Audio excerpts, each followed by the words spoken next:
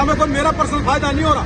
ये तो सब आम पब्लिक की आवाज है, उनको भी साथ आना चाहिए था। लेकिन उसके बाद में आगे के लिए जाने दिया, ये डाल दिया सरकार एनएचआई की लूट बंद करो।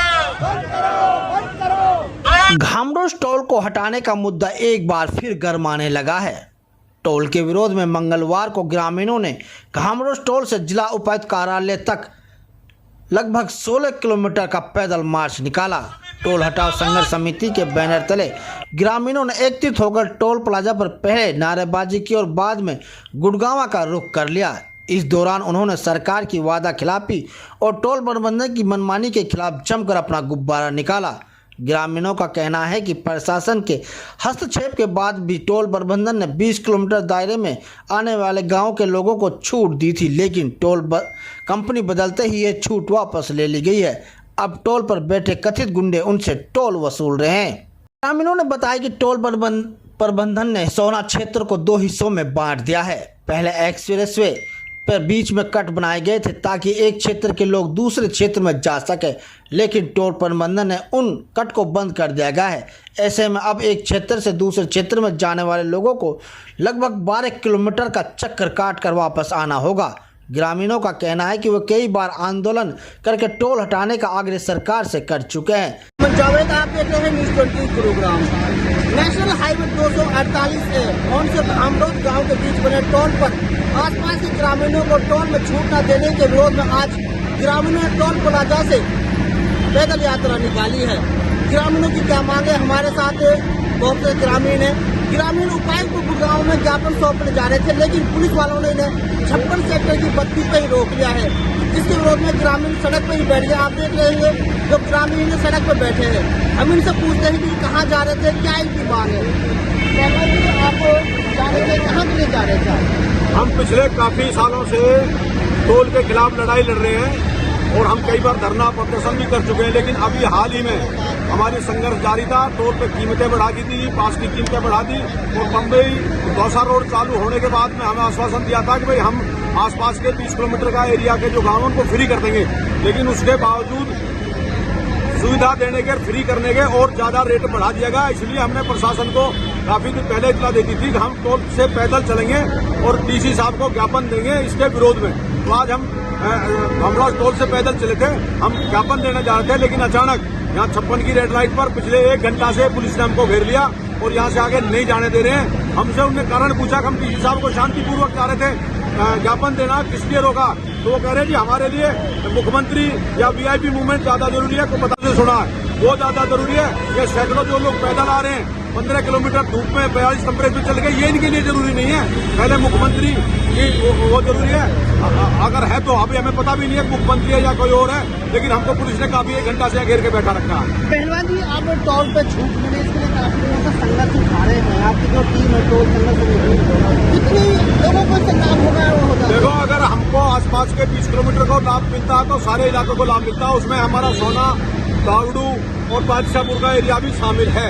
लेकिन सौभाग्य की बात यह है कि सोना के चारों तरफ टूल है। आपका खेड़ की डोला है, उसमें 40 गांवों को छूट मिली हुई है काफी लंबे समय से, और घामरोज टोल पर एक भी गांव को छूट नहीं है।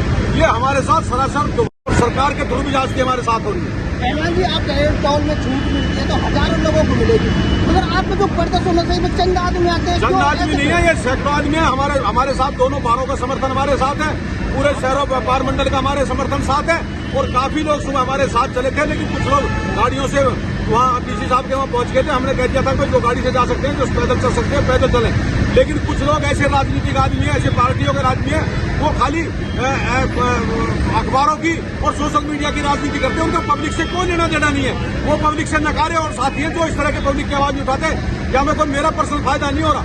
ये तो सब आम पब्लिक की आवाज है, उनको भी साथ आना चाहिए था, लेकिन दुर्भाग्य इसी इलाके का ऐसे लोग हमारे यहाँ प्रतिनिधि पर अगुवाई करते हैं, जो लोग अपने घरों में एसीओ में बैठते हैं, पब्लिक की आवाज उठाते नहीं, लेकिन उनको एमएलए सीट चाहिए। बेकार ऐसे आदमियों के लिए मैं इस बात को समस्त मीडिया के माध्यम से कह रहा हूँ।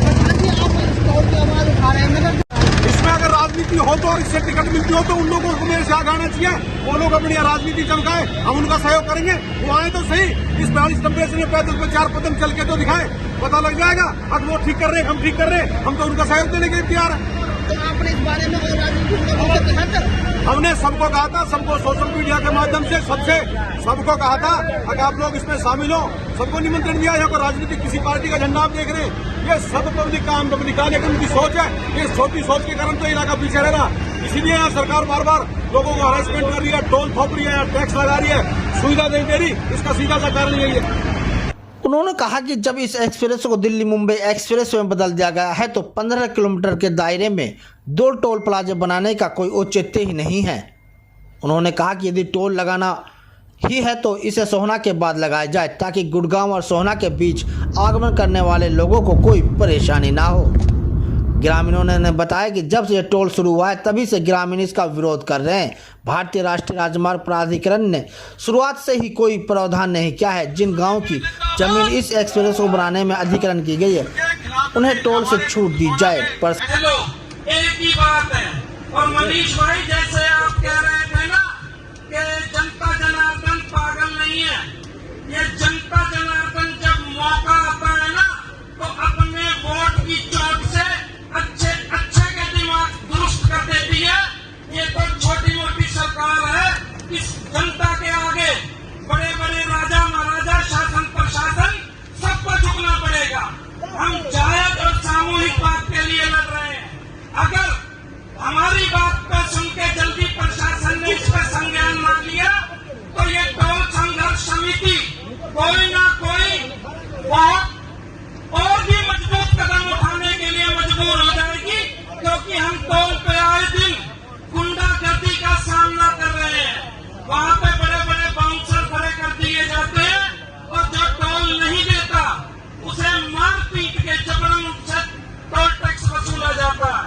और पता नहीं ये शासन प्रशासन को दिखाई नहीं देता या ये जानबूझकर अंधे हुए पड़े हैं और ऐसे लोगों के खिलाफ कोई कार्रवाई नहीं करते। तानाशाही है।